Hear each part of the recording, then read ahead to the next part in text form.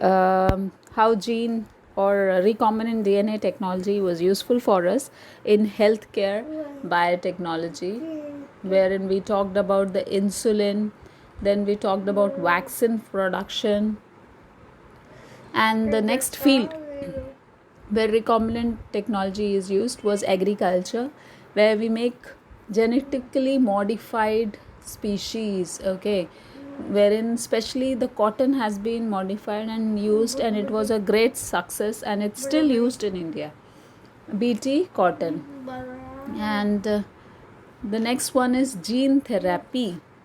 What do you mean by gene therapy? Gene therapy is basically changing a desired gene. If this is a DNA, right? This is your DNA straight. Generally, DNA is helical structure. So a small section is a gene that has a special characteristics.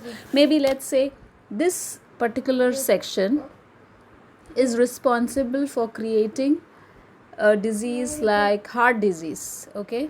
तो हमें मालूम है ये section heart disease create करते, तो scientist क्या कर सकते हैं?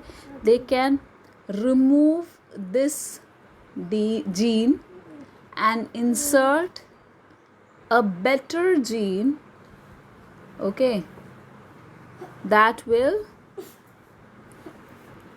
prevent the disease, that's heart disease, okay? So this is what the gene therapy works in. So we have different statements being mentioned over here: replacing the missing or defective, right, replacing the missing and defective gene, then delivering the gene that is speed destruction, the actually responsible for creating cancer, उनको delete करते हैं वो gene को. Even there are some gene that causes cancer, उनको normal बनाना ये भी एक gene therapy का काम है. देन बैक्टीरियल और वायरल जीन को इंसर्ट करना in the form of vaccination. Then delivering the DNA to antigen expression. Antigen is to make your body immune for a particular disease. Then supplying a gene for impairing viral replication. मतलब हमारी body में अगर virus आ जाए तो ऐसा gene insert करे कि वो वायरस को मल्टीप्लाई होने से इम्पेयर करता है, मतलब स्टॉप करता है. Then provides the gene that promote और impede the growth of new tissue.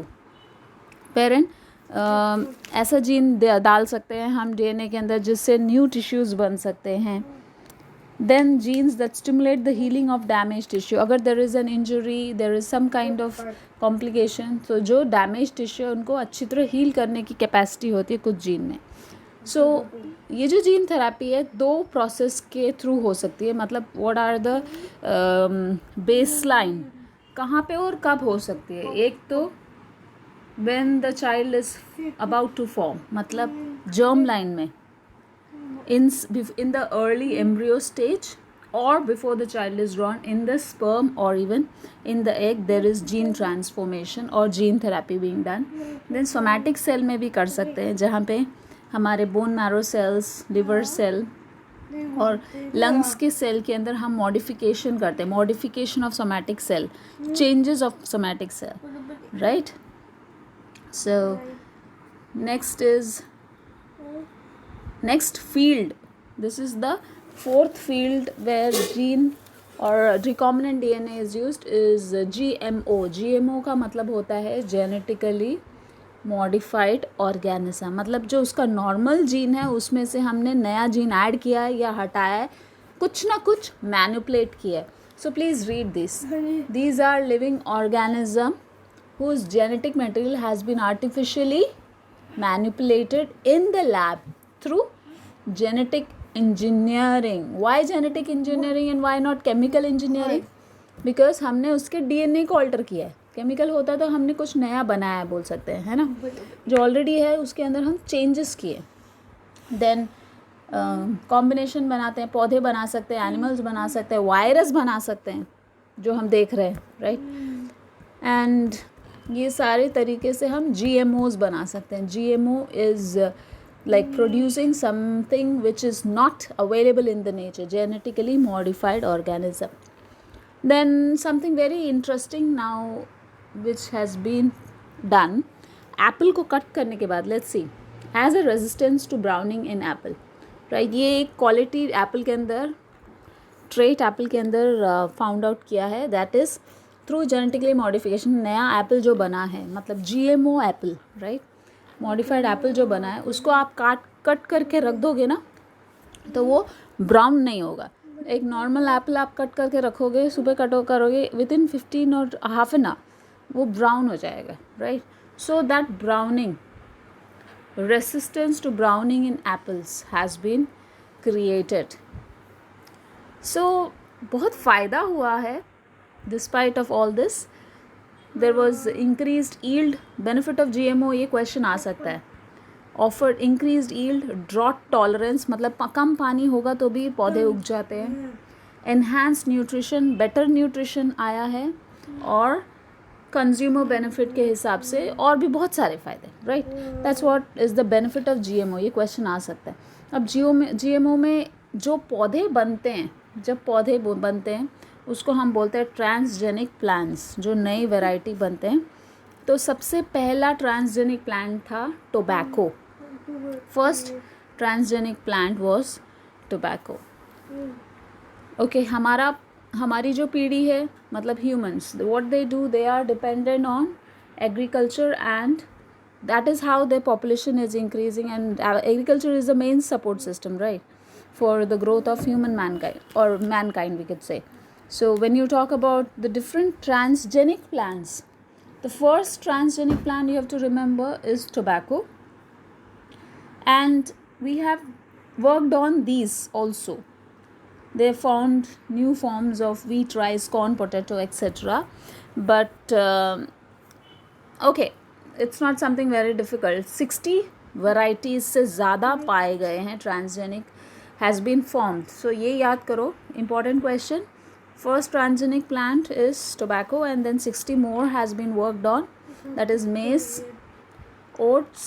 Next page में आ जाओ, rice, wheat, and these are the plants that have been formed. Sugar beet मतलब tomato, soya, potato. The sugar beet is your beetroot. Beet you have heard, no?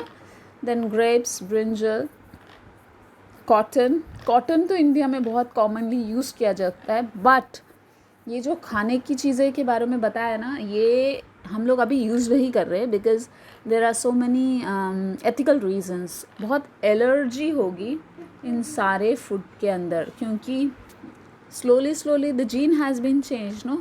So this is a basic complaint found in people who have consumed GMOs or who has actually fed on transgenic plant. Now let's say one example.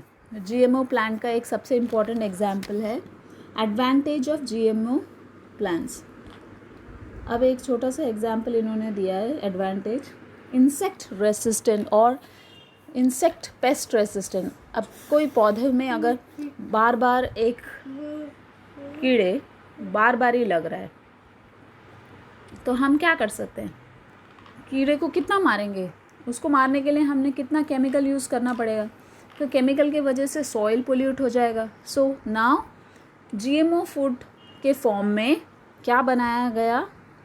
BT cotton बनाया गया। मतलब इसमें क्या किया गया, जो cotton का gene है, this is cotton DNA, okay. अब इस कॉटन DNA के अंदर एक छोटा सा स्ट्रेच, एक छोटा सा हिस्सा हमने कट करके निकाल के क्या डाल दिया? हमने डाला थ्यूरेनजेनेसिस जीन। वो और डिटेल में समझेंगे, but right now you have to learn this name. BT means bacillus thuringiensis. कुछ लोग बोलते हैं BT means biotechnology. No, it's not biotechnology. BT stands for bacillus thuringiensis. ये एक टाइप का a kind of gene. Basically it's gene is क्राइजीन। अब ये भी याद कर लो, क्राइजीन, जीन का नाम है क्राइजीन। लेकिन ये जीन किस में पाया जाता है? बैसिलस थ्यूरेनजेनेसिस करके एक बैक्टीरिया है, उसके अंदर पाया जाता है। अब इस बैक्टीरिया के अंदर से वो जीन निकालते हैं हम, और कॉटन क्रॉप के जीन में डाल देते हैं, कॉटन क्रॉप के DNA में डाल देते हैं। Are you getting that? तो अब कॉटन के अंदर क्या है? वो जीन जो कि हार्मफुल है इंसेक्ट्स और पेस्ट के लिए। जब इंसेक्ट ये कॉटन अब खाएगा, क्या होगा? कॉटन के लीव्स को अभी खाएगा, तो इसके सेल के अंदर, ये जो लीफ है इसके जो छोटे छोटे सेल्स हैं, इस सेल के अंदर ऑलरेडी हमने क्या इंसर्ट किया है, क्राइजीन इंसर्ट किया है। तो जैसे ही इंसेक्ट की बॉडी में ये क्राइजीन चला जाएगा तो क्या होता है, उसकी बॉडी के अंदर there would be some chemical reaction that will lead to holes in the digestive tract. Okay, holes होने की वजह से it will be destroyed, so insect will not live and survive, it will be killed. So we'll learn more about it.